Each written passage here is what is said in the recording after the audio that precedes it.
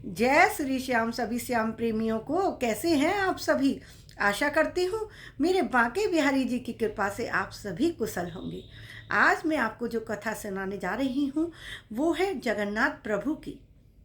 जगन्नाथ प्रभु को पान का भोग क्यों अर्पित किया जाने लगा, कब से ये शुरुआत हुई, क्यों हुई ये शुरुआत, तो वो मैं कहानी आज आपको सुना रही हूँ। बहुत ही दिव्य अनुभव होगा आपको जब आप इस पूरी कथा का सुमरन करेंगे तो आनंद आने लगेगा। भगवान के जगन्नाथ प्रभु की जैसे कृपा मिल रही है। तो कथा शुरू होती है जगन्नाथ प्रभु के मंदिर से। भगवान जगन्नाथ प्रभु के मंदिर में उनका एक बहुत ही प्रिय भक्त प्रभु दास वो नित्य दर्शन को आता था। भगवान के मंदिर के प्रांगण में बैठता और भगवान से मन ही मन प्रार्थना करता रहता था। बहुत ही साधारण व्यक्ति था, सरल स्वभाव का था। उसका पूजा पाठ में बहुत मन था। अपना जीविका चलाने के लिए, घर चलाने के लिए वो सिंह द्वार के पास, जगन्नाथ भगवान का जो मंदिर में सिंह द्वार है ना, उसी के बाहर उसकी छोटी सी पान की दुकान थी।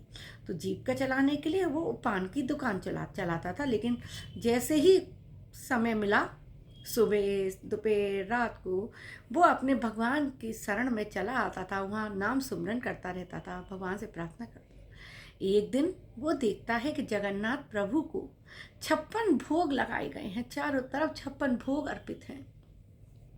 56 भोग को देखकर उसके मन में एक भाव आया, काश इसमें एक भोग मेरी तरफ से भी होता, मैं भी भगवान को पान का भोग अर्पित कर सकता, एक थाली मेरी भी होती।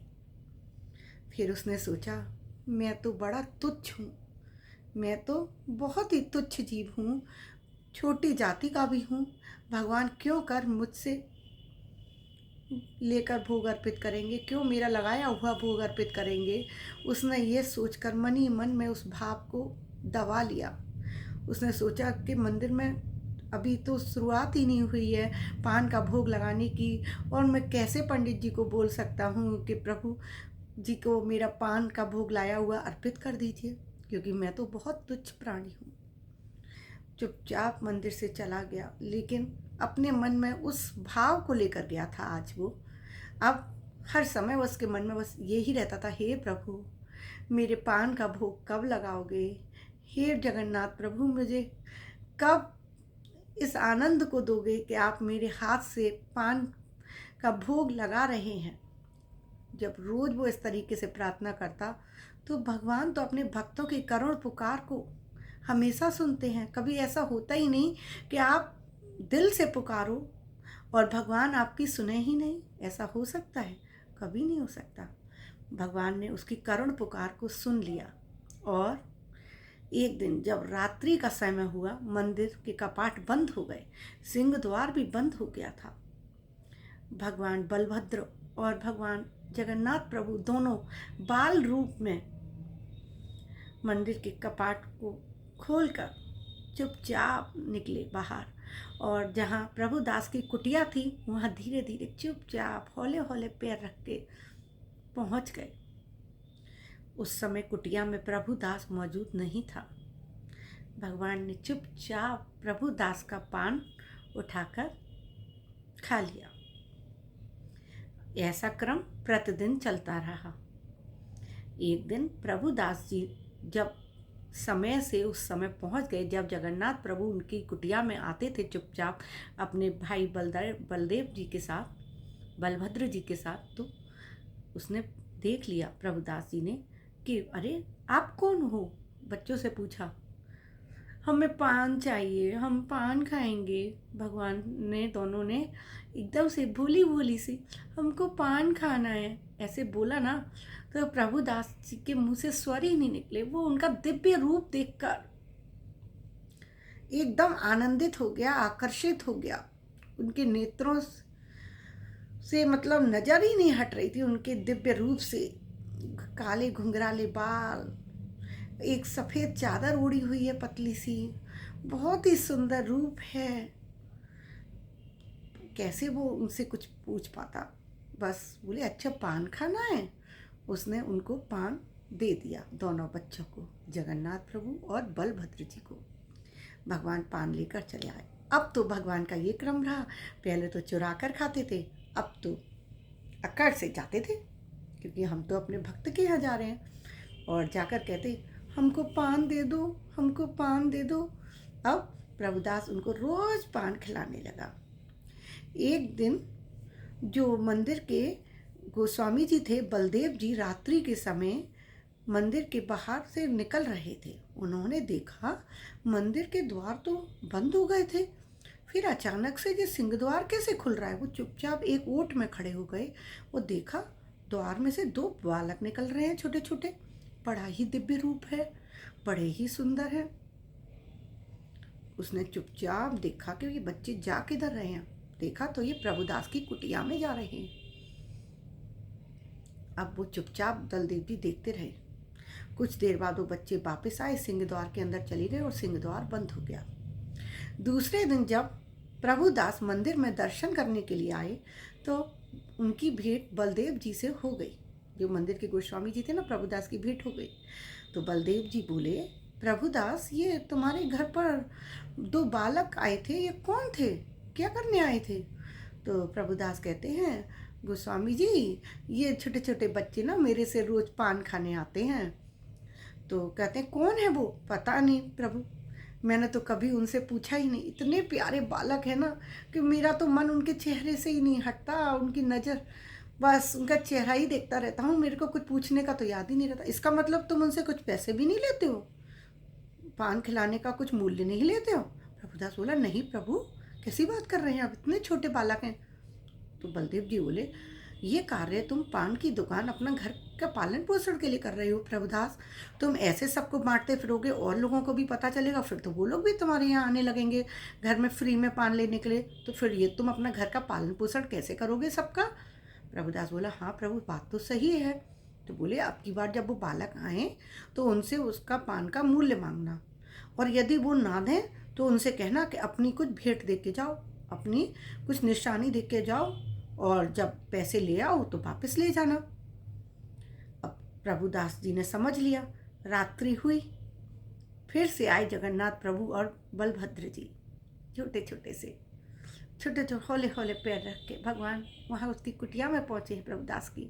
प्रभुदास तो आज तैयार बैठे हुए थे, क्योंकि बलदेव जी ने उनको समझा दिया था। पहले उन्होंने पान मांगा तो पान खिला दिया। अब बलभद्र जी ने और जगन्नाथ प्रभु ने जैसे ही जाने का सोचा तो प्रभुदास बोले, अरे अरे, पान का मूल्य तो देख के जाओ। तो प्रभु बोले, रोज तो तुम नहीं मांगते थे, आज ये कैसे मांग रहे हो?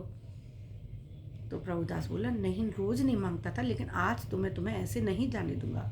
बहुत दिन हुए, मेरे सरल स्वभाव का तुम फायदा उठा रहे हो बेटा। बच्चों, तुम मेरे सरल स्वभाव का फायदा उठा रहे हो। एक दिन हो जाए, 2 दिन हो जाए, लेकिन तुम्हें तो ऐसे खाते खाते बहुत दिन हो गए। आज तो मैं तुमसे मूल्य लेकर ही रहूँगा। बालक बोले, हमारे पास तुम्हें देने के लिए कुछ भी नहीं है। तो प्रभुदास बोले कि नहीं है, इससे मुझे मतलब नहीं है, मुझे तो कुछ लेना ही है। बोले, हम कल लेकर आ जाएंगे आपके लिए पैसे। बोले, मैं कैसे मान लूँ कि तुम कल आओगे रुपए लेके, पैसे लेके कल आओगे? मैं ये कैसे मान लूँ? तुम अपनी कोई निशानी मेरे पास देकर जाओ, और जब कल आओ तो वो निशानी अपनी ले जाना, ठीक है? लेकिन आज मैं ऐसे ही नहीं जाने दूंगा। जगन्नाथ प्रभु समझ गए, आज तो प्रभुदास बिल्कुल मानने वाले नहीं हैं। जगन्नाथ प्रभु ने और बलभद्र जी ने अपने तन पर जो सफ़ेद चादर उड़ी हुई थी ना, वो चादर प्रभुदास को दे दी। कहा, ठीक है, हम कल आएंगे ना, तब ये चादर अब तुम हमें दे देना। अब प्रभु जी इस लीला को विराम देना चाहते थे, तो उन्होंने क्या किया, जब वो मंदिर पहुँचे हैं, सिंह द्वार कपाट फिर बंद हो गए, और सुबह जब मंदिर के सेवादारों ने दरवाज़ा खोला, मंदिर के कपाट खोले हैं, और देखा भगवान आज चादर ही नहीं ओढ़े हुए हैं। मंदिर में हलचल मच गई, और धीरे धीरे ये बात पहुंची राजा साहब के पास।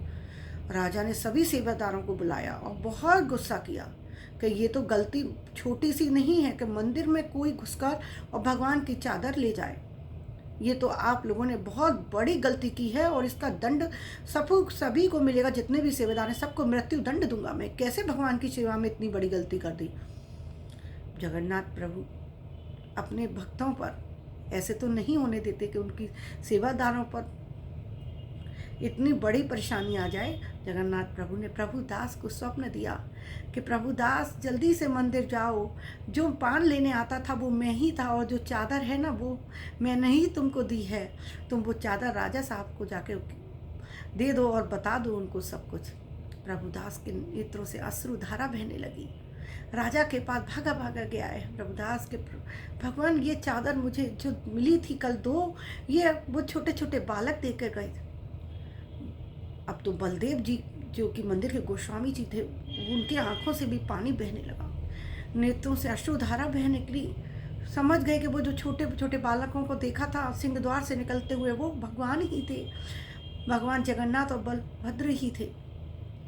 राजा भी अपने सिंहासन से नीचे उतर आया और राजा और सारे महल में जितने लोग थे प्रभुदास के चरणों में गिर पड़े कि धन्य हो तुम और धन्य है तुम्हारी भक्ति कि जो तुमसे पान खाने के लिए भगवान तुम्हारी कुटिया में आते थे। इतना भाव तुम्हारा प्रेम का, इतनी भक्ति, तुम्हारी भक्ति तो धन्य है। उसी दिन से राजा ने ढिंडोरा पिटवा दिया, मुनादी पिटवा दी कि आज से भगवान को भोग जो रात्रि में लगता है उसके बाद पान का भोग अवश्य लगेगा, भगवान को पान अर्पित अवश्य किया जाएगा।